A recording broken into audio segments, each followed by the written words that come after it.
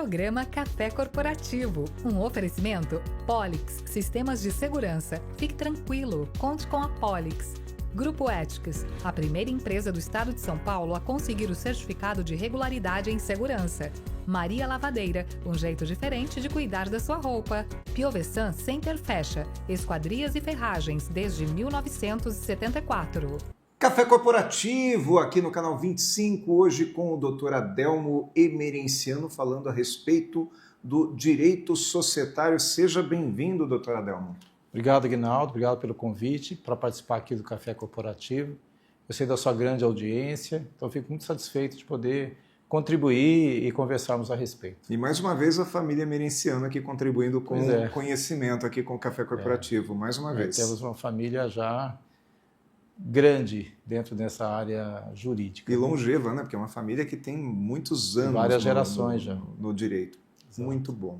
O doutor Adelmo Emerenciano é advogado, professor, mestre e doutor em Direito pela PUC São Paulo, sócio fundador do Emerenciano Baggio e Associados Advogados, que é um escritório com mais de 36 anos de contínua atuação nas diversas áreas do direito empresarial e está presente em São Paulo, em Campinas e em Brasília. Doutor Adelmo, o direito, quando se fala em direito societário, dá uma ampla para mim. O que significa direito societário? Bom, Aguinaldo, a maior parte das empresas brasileiras são empresas pequenas e médias empresas. Todas elas têm lá, desde a sua fundação, o seu regime de organização para que possa funcionar essa empresa. Então, o direito societário, ele estabelece as regras de funcionamento da sociedade e as regras nas relações entre os sócios. Então, basicamente, o direito societário é essa inter-relação das obrigações da sociedade, as obrigações dos sócios e as obrigações entre os sócios. Então, é um tema bastante importante dentro do direito empresarial, que aí envolve vários ramos do direito. Mas nós concentramos parte dessas questões, que envolve desde a formação da sociedade até o fim da sociedade, seja porque o sócio decide encerrar, seja pela falência, tudo isso está dentro desse campo afetando o direito societário, que são as relações entre os sócios e a relação da sociedade com os sócios também. Tudo começa por um contrato, né? Tudo começa por um contrato. Eu fico imaginando isso, porque eu vejo que muitos dos problemas que fatalmente virão ao longo de uma vida empreendedora entre sócios, ele poderia ou deveria ter sido previsto num estatuto inicial, num contrato inicial. Faz sentido? Então, Aguinaldo, esse é um dos grandes problemas. Quando vai se fundar uma empresa, o primeiro ato societário é exatamente este, é você fazer lá o chamado contrato social, se for uma limitada, ou fazer o estatuto, se for uma sociedade anônima. No Brasil, há uma grande despreocupação com essa questão. Pede-se normalmente ao contador, faz um contrato padrão, embora a empresa pode ser fabricante de chocolate, de embreagem, fabricante de tecnologia, faz um contrato padrão, que não diz quase nada do que vai acontecer. Na verdade, o contrato social vai reger a vida da sociedade, vai reger as obrigações e os limites do que a sociedade poderá assumir de responsabilidades perante terceiros e também irá reger toda a relação dos sócios, desde a fundação, a vida da sociedade e até o término da sociedade, seja por extinção da empresa, seja em virtude de saídas de sócios ou entradas de novos sócios. E quando nós estamos falando desse contrato, as pessoas elas pensam, poxa, mas eu estou fazendo sociedade com o meu irmão, estou fazendo sociedade com a minha mulher, com o meu marido, né? No caso, se for a mulher com o marido, não vai ter problema. Estamos entre famílias ou entre amigos, mas as coisas mudam ao longo do tempo, né? Mudam muito, mudam bastante e, aliás, é exatamente esse é o erro que eu chamo assim, é o gênesis do erro, é o erro inaugural que acontece normalmente numa sociedade. O que ocorre é que no momento em que se vai fazer a sociedade, há um clima de motivação, de que tudo vai dar certo, que as coisas serão tranquilas, que não haverá problema algum e não há necessidade de ficar discutindo essas coisas consideradas desagradáveis. E é uma cultura muito brasileira isso. de não querer tratar de coisas ruins quando vai se tratar da sociedade. Acontece que um contrato social, assim como outros contratos, se você for ao banco, por exemplo, interrompendo aqui essa ideia, mas se você for ao banco, lá você tem o valor do empréstimo, você tem os juros, mas também tem o que acontece se você não pagar, o que acontece se você atrasar, o que acontece se você for à falência. Se a moeda mudar. Se a moeda mudar, o reajuste, o que acontece com o avalista, com o fiador, né? Se tiver lá um título de crédito garantindo, há uma especificação de quanto é o seu limite de crédito, e tudo isso é conversado. E as pessoas vão ao banco e não acham ruim que isso esteja lá. Mas no contrato social não se discute isso. E aí é que surge o problema maior, que é típico da cultura brasileira. Não discutir coisas ruins. Você sabe, Aguinaldo, uma coisa interessante, eu estudei nos Estados Unidos e uma coisa que faz parte da cultura é que você começa um contrato discutindo as coisas ruins. E se não der certo, como é que a gente termina? Essa é a regra. Porque se quando der errado, quando a gente quiser terminar, nós não nos entendemos de como vai ser, nem começa essa viagem. Se você não sabe que horas você vai parar, é melhor que você nem entre não pegue esse avião, se você não sabe o que vai acontecer no momento do pouso e onde ele vai pousar. Esta é uma dificuldade muito grande. Então, na abertura da empresa, é o momento ideal para discutir essas coisas, porque no meio depois da emoção, no meio da confusão, no meio das dificuldades, você não vai ter serenidade e haverá ganhos e perdas em cada decisão. Quando você começa, não tem ganho nem perda. Mas você pode até desistir de ter aquela pessoa como sócio se você entender que não vai dar certo. Assim como um casamento, né, doutor? Porque se casa para a vida toda, mas é impossível saber o que vai acontecer daqui a alguns anos. Então, da mesma forma que uma pessoa ela não é condenada civilmente a ficar num casamento para o resto da vida que é desagradável, entendo que a sociedade também não. Porém, existem responsabilidades, é isso? Existem responsabilidades e outra coisa, tem sociedades que algumas empresas fazem com prazo determinado. Ou seja, a sociedade vai acabar daqui 5 anos, daqui 10 anos, e aí nós vamos ver se nós vamos continuar ou não, mas tem um prazo para ela terminar, porque também isso dá um horizonte de pressa sobre resultados, e se você quer, e tem uma porta de saída já desenhada, como é que essa coisa termina. Então, a maneira como termina a sociedade é um dos temas mais importantes que tem dentro do direito societário, porque é nisto que surge a maior parte das dificuldades. Por exemplo, falece, qual é o valor que você tem que pagar da sociedade? Não é o capital social, é o valor da empresa. E você tem dinheiro para pagar a projeção de 5, 6, 10 anos de lucro para a família do falecido? E os filhos do falecido vão trabalhar com você? Eles podem entrar? Às vezes você quer trabalhar com a esposa dele, com o filho dele e vice-versa. Quer a sócia trabalhar com o marido da amiga que era sócia dele? Quer trabalhar com o filho dele? Como é que fica essa questão da entrada dos novos sócios? Eventualmente eu não quero, né? Normalmente não são pessoas que viveram a mesma trajetória, não têm a mesma relação de confiança, às vezes não têm a mesma experiência e não têm o que contribuir também. Então, este é um problema. Outro problema é o valor para pagar. Apura-se a sociedade, qual é o valor para pagar? Normalmente se coloca lá um valor no capital social, normalmente simbólico, 100 mil reais, 200 mil reais, 300 mil reais, mas a empresa depois de 10 anos vale muito mais do que isso. E você, que é o sócio que ficou, tem dinheiro para pagar os próximos 5 anos de lucro dessa sociedade? E o passivo, né? E se tiver dívida, como é que vai ficar? Vai ficar só para o sócio que ficou e a família não participa desse saldo negativo? O que é que vai acontecer, por exemplo, se um sócio fica doente e não pode mais contribuir com a sociedade? Doutor, essa questão dos filhos e da família é um tema que eu quero tocar. A gente vai só fazer um intervalo antes, porque no segundo bloco eu quero falar sobre família. Enquanto isso, a gente vai ver a dica de segurança do Grupo Ethics. Hoje quem vem? Vem o Valdemar Pellegrino, vem a Vitória. Quem traz essa dica para a gente?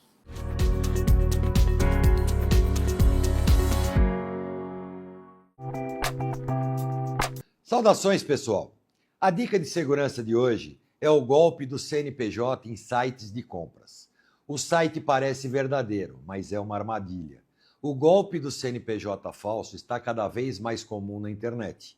Criminosos usam dados reais das empresas confiáveis para criar sites falsos de e-commerce, com aparência profissional e preços atrativos. A vítima acredita estar comprando realmente uma loja legítima, mas na verdade está caindo em uma fraude, e aqui vão algumas dicas para a sua proteção. Verifique o CNPJ no site da Receita Federal, bastando para isso acessar www.gov.br/Receita Federal e confirmar se o CNPJ é verdadeiro e se está vinculado ao site onde você pretende comprar. Normalmente, tais sites têm nomes bastante similares com os verdadeiros, com algumas pequenas distorções quase imperceptíveis. Desconfie sempre de preços muito baixos do mercado e de digitação de dados em excesso que nada tem a ver com a referida compra. Compre apenas por canais verificados e oficiais, sempre desconfiando de promoções milagrosas. Atenção especial em sites em nomes parecidos com marcas conhecidas e domínios suspeitos. Atenção ao boleto bancário, validando os dados do beneficiário com a empresa antes de pagar. Golpistas frequentemente falsificam boletos para desviar o dinheiro da compra. Eu sou Valdemar Pellegrino Júnior, CEO do Grupo Ethics, e guie-se por nossa estrela. Grupo Ethics, há mais de 20 anos no mercado de vigilância patrimonial, facilities e limpeza. Certificada pelo Ministério da Justiça, sempre investindo em tecnologia e constante treinamento aos nossos colaboradores. Conseguimos a excelência em prestação de serviços para os mais diversos segmentos de clientes nas áreas de vigilância, facilities, limpeza. Grupo Ethics, guie-se por nossa estrela.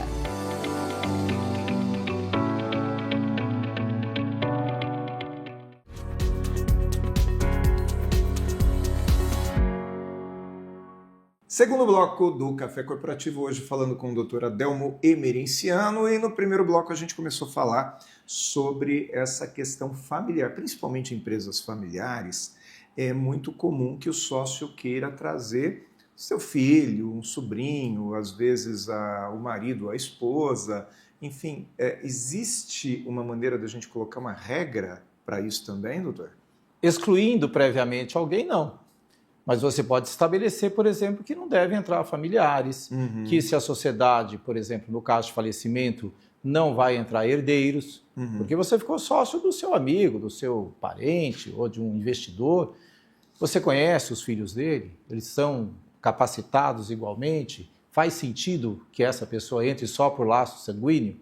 Então, esta questão é uma questão importantíssima que precisa ser estabelecida previamente para que não haja mágoas. E se gaste bastante tempo discutindo isso, se poderá ou não ter entrada, e se tiver, quais são os critérios. Normalmente, os filhos não têm o mesmo perfil do pai, é claro que existem exceções, ou da mãe. Às vezes eles têm até mais competência, mais estudo, mas às vezes não tem aquela experiência real, do mundo real, que levou esses dois sócios, duas sócias, a unirem seus esforços. E até, às vezes, esse garoto, essa garota, começando muito cedo na empresa, pode ser bom, mas isso não quer dizer que não vai haver problema lá na frente também com um eventual falecimento, né? Há um problema em relação a você não escolher esse sócio, porque você não sabe quem é ele entra quase que no piloto automático, às vezes, em virtude do tipo de cláusula que você tem no contrato, sem contribuir com o capital, porque ele está recebendo essas cotas e entrando, ou seja, a sensação de risco do negócio já é diferente, e muitas vezes também pretende fazer mudanças que, ao ver do sócio que está já há muito tempo na sociedade, aquilo não faz sentido e isso começa a fazer grande desgaste. Também precisa considerar as proporções de capital, porque às vezes a saída de um sócio majoritário tem um tipo de impacto na sociedade e a saída de um sócio minoritário tem outro tipo de impacto. O sócio trabalhador, o sócio investidor, tem sócios que nem participam do dia a dia da sociedade, são somente investidores. Mas esses são os mais exigentes, inclusive, né? Independente de quem esteja na sociedade, ele quer o retorno do investimento dele. E isso traz uma dificuldade muito grande, porque você tem um sócio que é muito criticado. Porque a partir do momento que a sociedade começa a ir bem, a sensação é de que você está trabalhando para pagar uma pessoa que não faz nada. Mas não é ele quem faz. É o capital dele que está fazendo. Que está fazendo, exatamente. Né? E o contrário também é verdadeiro. Muitas vezes o sócio, o trabalhador, ele pensa que o investidor não trabalha, mas o sócio, o investidor, também pensa, poxa, esse meu sócio não investiu no negócio, né? Mas ele está investindo em forma de trabalho, né? Então tem que ser ponderado isso para que cada coisa tenha o seu valor no final das contas. Tem que ponderar e ter regras no contrato a respeito disso. Né? Você vai pagar juros sobre o capital, você vai distribuir lucro todo ano, que proporção do lucro, você vai reinvestir, qual é o critério para reinvestir, qual é o quórum para tomar essa decisão, você vai comprar ativos, qual é o grau de endividamento que uma sociedade pode ter. Para o sócio investidor isso é muito importante, porque se você tem um sócio muito otimista que tudo vai dar certo, ele pode tomar dívidas que vão ficar para os dois sócios. Então, essas regras têm que estar estabelecidas também previamente no contrato. No meio da confusão, dificilmente será possível discutir esse tipo de regra. Qual é a responsabilidade dos sócios? Por exemplo, o sócio casado, o cônjuge, assume responsabilidade solidária? Olha, teve uma modificação de entendimento muito recente, é importante você tocar nesse assunto. A princípio, nas sociedades anônimas ou na sociedade limitada, a responsabilidade é o valor do capital social. Então, se alguém vai fazer negócio com uma microempresa que tem um capital de 30 mil reais, ele sabe que o máximo que ele vai conseguir é o valor do capital, os ativos que estão ali a partir daqueles 30 mil reais. Se ele tem R$1 milhão, R$1 milhão. É isso que significa o capital social e quem vende para essa pessoa sabe que está limitado àquele valor que está estabelecido no contrato. Por isso é muito importante que o capital não seja simbólico, porque é isso que você, no momento de dissolução da sociedade, praticamente é o que você tem como garantia para você receber. Agora, o problema surge quando, por um ato de má gestão, por exemplo, mistura de patrimônio, a pessoa coloca despesas da empresa, da pessoa física dentro da empresa, deixa de pagar impostos, desvia vendas sem nota ou, eventualmente, fornece para uma terceira parte, que é uma empresa que também é da família, às vezes retira lucros que não pode, ou transfere bens da sociedade para as pessoas físicas, ou começa a se endividar e aí resolve tirar algumas coisas da empresa, e aí acontece uma coisa muito grave. Quando ocorre essa chamada confusão patrimonial, que é misturar o patrimônio do sócio com a pessoa física, a responsabilidade da empresa vai para a física. E aí, o que é que vai de patrimônio? Quem misturou isso antes foi o sócio, né? Quem Ele mistura no dia a dia dos negócios. Uhum. Nós temos um cliente, por exemplo, que pagaram algumas faturas lá, pediu para a secretária pagar umas faturas, posteriormente ele vendeu a empresa foi à falência, posteriormente na mão do novo dono, e por causa dessas faturas que eram para pagar coisas da casa, coisas de reforma da casa, entendeu que ele misturou o patrimônio. Ele tem hoje 100 milhões de reais bloqueados na justiça, 100% do patrimônio da família, inclusive os imóveis pessoais, todos bloqueados por causa de umas faturas que não chegam a 200 mil reais. Do cônjuge também? Bom, a situação do cônjuge ficou um pouco mais complicada. Vamos relembrar uma coisa aqui. Se você está casado em regime de comunhão parcial de bens, que é o mais comum aqui no Brasil, tem-se a ideia de que a responsabilidade vai ficar só na metade do sócio que é sócio, ali diretamente na sociedade, que a esposa não tem nada a ver com isso. O que mudou recentemente? Mudou, principalmente nesse ano, isso ficou mais evidente, que a responsabilidade é dos dois, porque a divisão não está acontecendo, o patrimônio é comum. Então, se o seu marido tem uma empresa e as coisas do irem bem, vai o patrimônio familiar inteiro, não vai só metade do patrimônio como vinha acontecendo até hoje. Vai o patrimônio inteirinho. Se você é casado, sua mulher tem lá uma empresa e eventualmente dá alguma coisa errada, vai o patrimônio inteiro. Vai o seu, vai o dela, vai de todo mundo. Vocês podem ficar literalmente zerados de patrimônio. Então não existe, olha, é metade só. Isso acabou. A interpretação atual no Superior Tribunal de Justiça é que todo o patrimônio da pessoa casada responde. Então, se você é casada, e você tem um marido que tem um negócio que não está indo bem, é importante que você fique atento. É importante que você comece a consultar especialistas de como o seu patrimônio poderá ser afetado integralmente. Muito bom, doutor. Vamos fazer mais um intervalinho? Claro. E a gente volta já já com mais cafeína.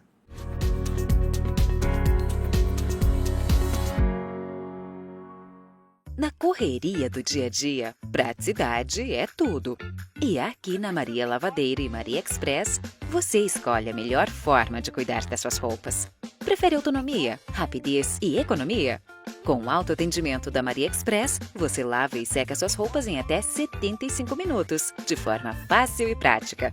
Agora, se quiser conforto total, a Maria Lavadeira cuida de tudo para você. Buscamos, lavamos, entregamos e garantimos a qualidade que você já conhece. Maria Lavadeira e Maria Express. Um jeito diferente de cuidar da sua roupa.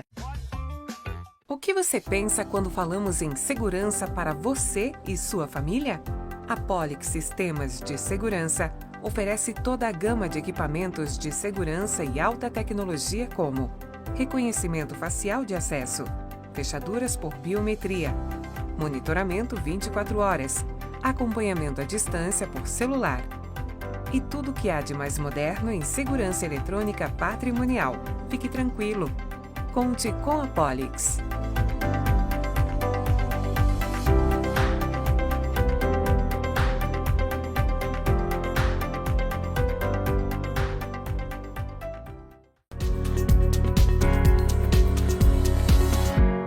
Mais cafeína no nosso café corporativo de hoje com o Dr. Adelmo Emerenciano, falando a respeito de direito societário.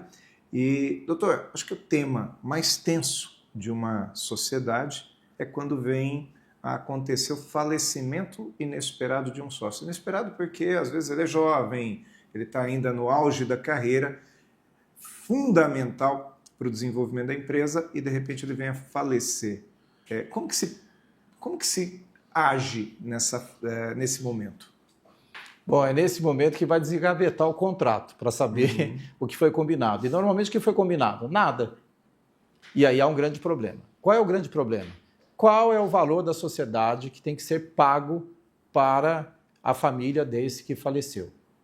Este é um problema gravíssimo, porque a maior parte das famílias não sabem que o valor não vai ser dividir o valor do contrato. É 100 mil reais, ele tinha 50%, é 50 mil. Não, você vai avaliar os lucros futuros dessa sociedade e vai ter que pagar conforme o contrato. Às vezes pagar à vista, às vezes pagar em 60 dias, pagar em 90 dias. Mas se você tem uma empresa com um valor representativo, você vai ter dinheiro imediato. O sócio sobrevivente, ele terá dinheiro para pagar os próximos 5 anos de lucro do sócio que faleceu? Existe Normalmente uma regra não tem. prevista, né? Este é o outro problema. Eu vi pouquíssimas vezes, em tantos anos de profissão, estabelecer a regra de avaliação dos haveres. Só se diz que vai ser levantado um balanço especial e será pago em 60 dias. Muito bem, a empresa estava indo bem, tinha um capital lá de R$1 milhão, então a empresa estava indo bem, faturando lá 30 milhões, 20 milhões, 50 milhões, deixando um lucro de 3 milhões por ano. Muito bem, você tem 15 milhões para pagar em 90 dias? Para tirar e pagar para o sócio? Sim. Normalmente não tem. Então, este problema hoje é gravíssimo. Primeiro, o problema de como será o método de avaliação e, segundo, que o sócio que fica, às vezes tem que pagar mais do que a empresa eventualmente vai performar no futuro. E se ela der errado, é na data do falecimento. Se falecer numa data de cenário positivo, pode ser que você tenha uma conta grande para pagar no cenário muito ruim da economia ou do desenvolvimento da sociedade. Muito bom. Doutor Adelmo, muito obrigado por ter vindo ao Café Corporativo. Mais uma vez, uma aula de um profissional muito bem qualificado para falar. Aliás, o Café Corporativo tem essa missão. Muito obrigado, doutor. Obrigado. Parabéns ao Café Corporativo.